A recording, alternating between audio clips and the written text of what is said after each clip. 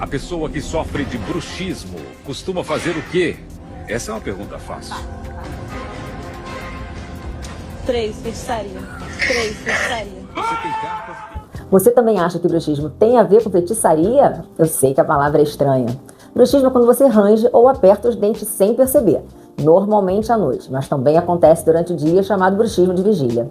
Ou quando está estressado. Não tem nada de feitiçaria. É só o jeito errado do nosso corpo liberar a tensão. Isso pode machucar os dentes, mandíbula e causar até muita dor de cabeça.